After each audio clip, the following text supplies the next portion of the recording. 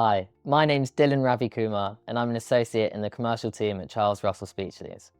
Welcome to the latest episode in our series on the DMCC. In our previous videos, we looked at how the DMCC deals with subscription contracts and fake and misleading reviews. In this session, the final session of this series, we take a look at drip pricing and enforcement by the CMA. Drip pricing refers to the misleading practice of traders luring consumers with deceptively low headline rates only for additional fees to be dripped at checkout, which increases the final price paid by the consumer. Instead, traders are required to provide to consumers all mandatory charges for a product. The DMCC deals with drip pricing by prohibiting traders from offering a headline price without including fixed mandatory charges such as VAT or associated booking fees. Mandatory charges need to be set out with equal prominence alongside the headline price, with details of how they are calculated. Taking VAT as an example, a trader would state the VAT sum being 20% of the sale price.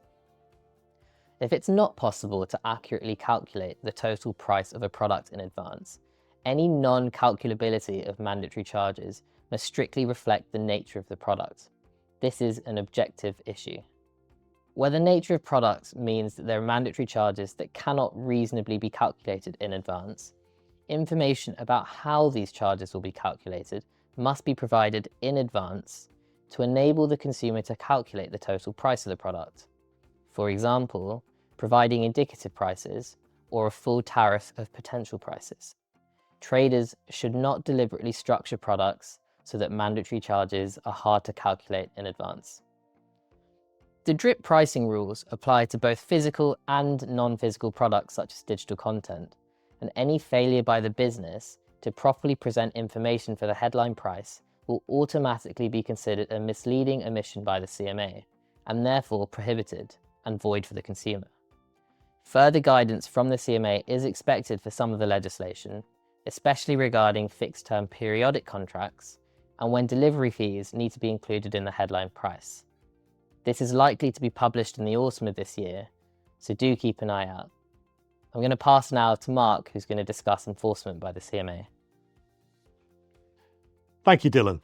Turning now to enforcement. Looking ahead, when it comes to enforcing the DMCC and the priorities in doing so, the CMA is carefully considering early cases and is clear that it wants to take strategic actions which will have the maximum impact. In the first 12 months, the CMA will take a double-pronged approach, so it's working to increase guidance available to businesses, whilst it begins taking enforcement actions against the most egregious infringements. Egregious infringements being actions which would always have been a breach of consumer laws, for example things like aggressive sales practices that prey on vulnerability, providing objectively false information, and highly imbalanced and unfair contract terms. There will also clearly be a focus on the new banned practices of fake reviews and drip pricing.